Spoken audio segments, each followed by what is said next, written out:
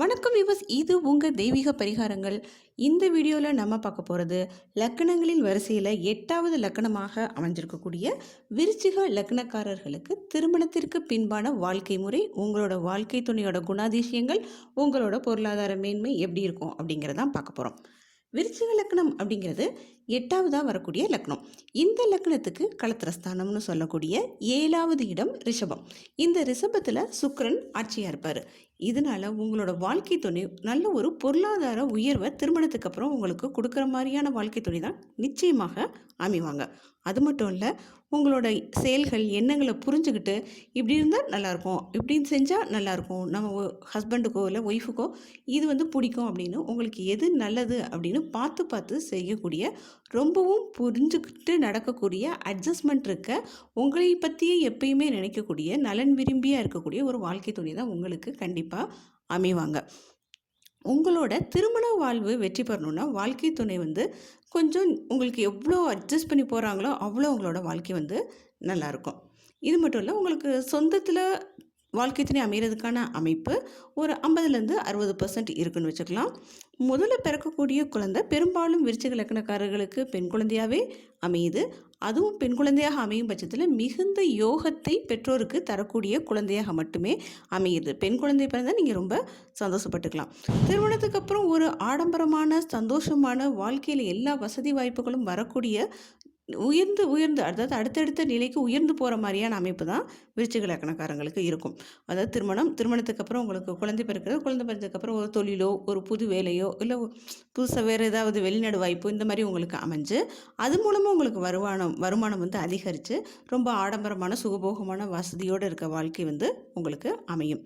ஆனால் உங்களோட திருமண வாழ்க்கையில் ஏதாவது ஒரு சூழ்நிலையிலையாவது, அதாவது ஏதாவது ஒரு காலகட்டத்திலையாவது உங்களுக்குள்ள கருத்து வேறுபாடு ஏற்பட்டு கணவன் மனைவிக்குள்ளே இருக்க சண்டையினால் இனிமேல் வாழவே கூடாது, டைவர்ஸ் பண்ணிடுவோம் அப்படிங்கிற அளவுக்கு பேச்சுவார்த்தை முத்தி விவாகரத்து வரையும் போவீங்க. பட் உங்களுக்கு விவாகரத்து ஆகாது, மறுபடியும் சேர்ந்து வாழ ஆரம்பிச்சிடுவீங்க. அதுக்கப்புறம் அந்த மாதிரி வாய்ப்புகள் வராது. இது வாழ்க்கையில் ஏதாவது ஒரு தடவை தான் உங்களுக்குள்ள இந்த மாதிரி விவாகரத்து வரைக்கும் போகிற அளவுக்கு, இல்லை சண்டை போட்டு கொஞ்ச நாள் பிரிஞ்சிருக்க அளவுக்கு அந்த மாதிரி சூழ்நிலைகள் விருச்சிக லக்கணக்காரர்களுக்கு திருமண வாழ்க்கையில் ஏதாவது ஒரு காலகட்டத்தில் கண்டிப்பாக அது நடந்தே தீரும்.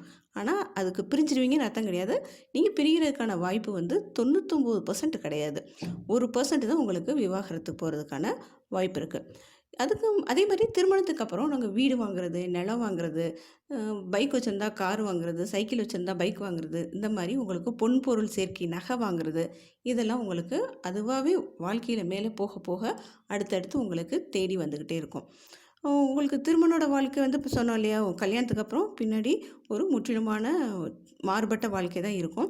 நீங்கள் தொட்டதெல்லாம் தொடங்கும் அப்படின்னு சொல்கிற மாதிரி நீங்கள் என்ன பண்ணாலும் கல்யாணத்துக்கு அப்புறம் வருமானத்துக்கு பண்ணாலும் சரி, எந்த ஒரு நல்ல விஷயம் தொட்டாலும் நீங்கள் தொட்டதெல்லாம் தொடங்கும். வேலையில் முன்னேற்றம் இருக்கும், தொழிலில் முன்னேற்றம் இருக்கும், ஒர்க் பண்ணுறவங்களுக்கு நல்ல பொருளாதாரத்தில் முன்னேற்றம் இருக்கும். எப்பயுமே நீங்கள் ஒரு கையில் ஒரு பணப்புழக்கம் உங்களுக்கு இருந்துக்கிட்டே இருக்கும்.